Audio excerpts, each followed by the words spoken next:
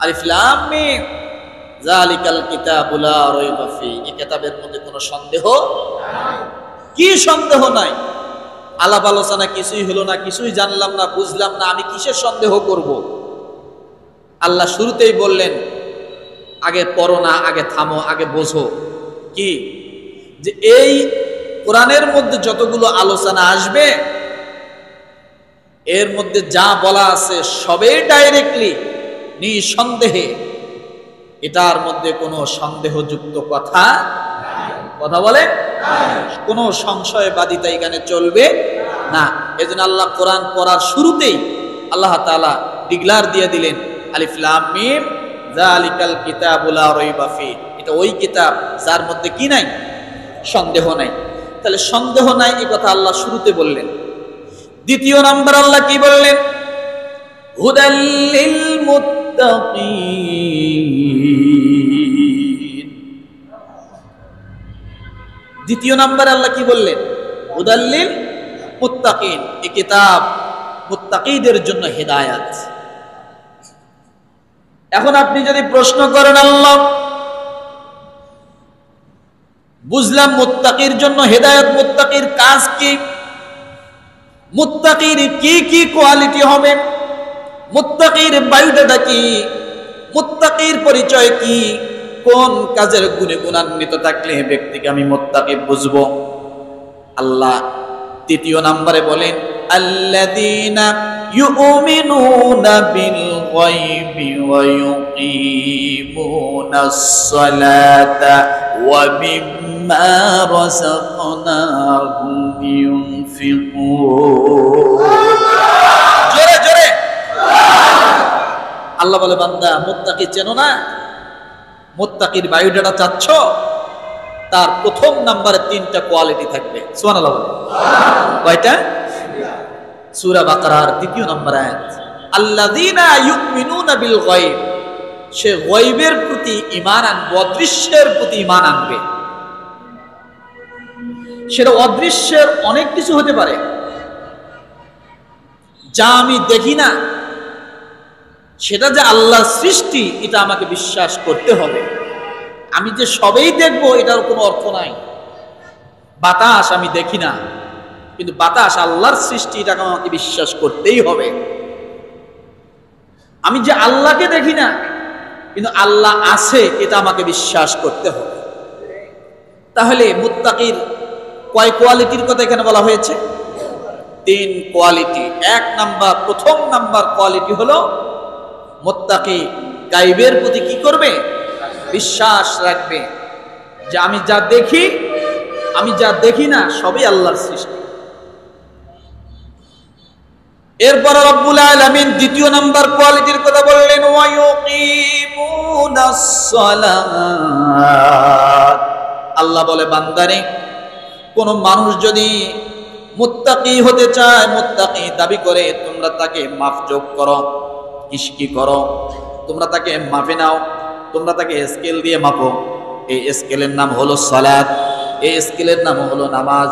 যদি কোনো ব্যক্তি নামাজ পড়ে আর যদি সে বলে আমি মুত্তাকি, কিছুটা বিশ্বাস করা যায়। কিন্তু যে ব্যক্তি নামাজ পড়ে না, সে যদি তামাম জিন্দেগি যদি মাইক দিয়ে গলা ফাটায় বলে আমি মুত্তাকি, আল্লাহ বলে খবরদার তোমরা এটা বিশ্বাস করো না। নামাজি হলে ধারণা করা যায় সে কি মুত্তাকি, আর বেনামাজি হলে কোনো ধারণা না, নিঃসন্দেহে সে মুত্তাকি নয়, মুনাফিক। সে কি? এখন বলবেন হুজুর নামাজ তো পড়ে, সঠিকভাবে পড়ে না। বলি মুসলমান, কার নামাজ কবুল হবে, কার নামাজ কবুল হবে না এটা আল্লাহ পাক ভালো জানেন। কিন্তু আপনাকে যদি একেবারে মসজিদের দিকে যাওয়া আসা করতে না দেখা যায়, নামাজের জন্য দাঁড়ানো না দেখা যায়, আপনি যদি বলেন আমি ইমানদার, আল্লাহ বলো মিথ্যুক। কি ও কি? মিথ্যুক। এরপর রব্বুল আলামিন তৃতীয় নাম্বার কোয়ালিটি বলেন ওয়া মিম্মা রাযাকনাহুম ইউনফিকুন।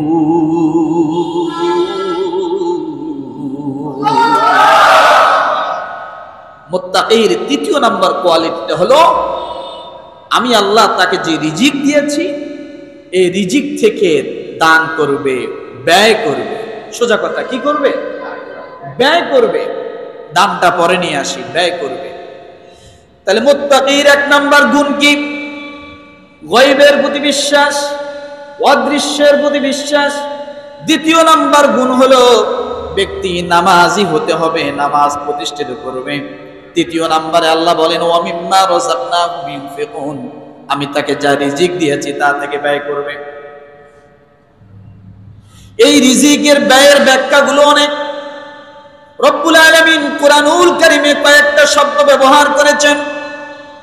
এক নম্বরে ইউনফিকুন শব্দ আল্লাহ কুরআনুল কারীমে প্রায় 46 বার ব্যবহার করেছেন। কয়বার? ব্যয় শব্দটা ইউনফিকুন দ্বারা যে ব্যয় শব্দ ব্যবহার করা হয়েছে প্রায় 46 বার পুরো কুরআনুল কারীমে। ইউনফিকুন শব্দের অর্থ ব্যয় এবং দান। আবার রব্বুল আলামিন যাকাত শব্দ কুরআনুল কারীমে ব্যবহার করেছেন প্রায় 56 বার।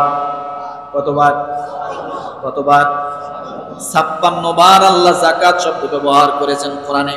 এটাও দান পর্যায়ে, কিন্তু এটা ওই দান নয়, ইচ্ছাদিক দান নয়। অর্থাৎ যাকাত শব্দ যেখানে আসবে, যদি সম্পদের দিক থেকে যাকাত অর্থ নেওয়া হয় তাহলে এটা অবশ্যই বাধ্যতামূলক করা হবে, কারণ এটা একটা ফরজ ইবাদত। সব দান ফরজ না। ইউনফিকুন এমন একটা শব্দ, আল্লাহ যে সূরা বাকারা 3 নম্বরে গুণটা বলছেন, ইউনফিকুন এমন একটা শব্দ, এই ইউনফিকুনের ভিতরে যাকাত আছে। কি আছে? আবার ইউনফিকুনের ভিতরে সাদকা আছে। কি আছে বলেন?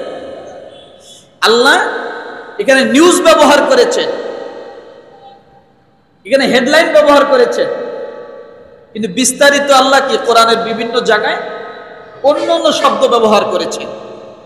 ইউনফিকুনটা হলো নিউজ, এটা হেডলাইন, এটা তো সব পাবেন না, শুধু আল্লাহ ব্যয়ের কথা বলছে। এখন ব্যয়ের ধরন, চ্যাপ্টার, ভাগ আল্লাহ তাআলা কোরআনে বিভিন্ন জায়গায় বলেছেন। যেমন রব্বুল আলামিন সাদাকা শব্দ ব্যবহার করেছেন কোরআনুল কারীমে 144 বার। কত? তাহলে আমরা জানি সাদকা মানে কি? কি? দান করা। যাকাত মানে কি? দান করা। ইউনফিকুন শব্দের অর্থ হলো দান করা, কিন্তু রব্বুল আলামিন ইউনফিকুন শব্দ আল্লাহ ব্যয় বলেছেন। এখানে ব্যয়ের ভিতর দিয়ে ঢুকায় দিয়ে, অর্থাৎ আপনার থেকে যেটা হস্তগত হয়ে যাবে সেটাই ব্যয়। সেটা কি? সেটা ব্যয়। এই জন্য রব্বুল আলামিন বলেন আল্লাযীনা ইউমিনুনা বিল গায়বি ওয়া ইউকিমুনাস সালাতা ওয়া মিম্মা রাযাকনাহুম ইউনফিকুন। আল্লাহ ইউনফিকুন শব্দ ব্যবহার করে দুনিয়ার মানুষকে জানায় দিচ্ছেন, বান্দারে তোমার এমন সময় হয়ে যাবে, এমন পরিস্থিতি হয়ে যাবে, তোমাকে ফরজ দান অর্থাৎ যাকাত আদায় করতে হবে। এমন পরিস্থিতি হয়ে যাবে, তোমার এমন সিচুয়েশন হবে, সাধারণ দান তোমাকে করতে হবে। এমন সিচুয়েশন হবে, তোমার আপদ বিপদে বালা মুসিবত থেকে মুক্ত হওয়ার জন্য সদকাও করতে হবে। কি করতে হবে? তাহলে দানের পার্থক্য আছে কিনা? ফরজ, সুন্নাহ এবং নফল। ফরজ কোন দান?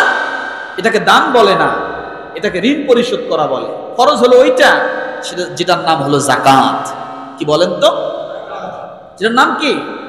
যাকাত। সুন্নাহ হলো ওইটা, ইউনফিকুন, বোঝার জন্য বলছি।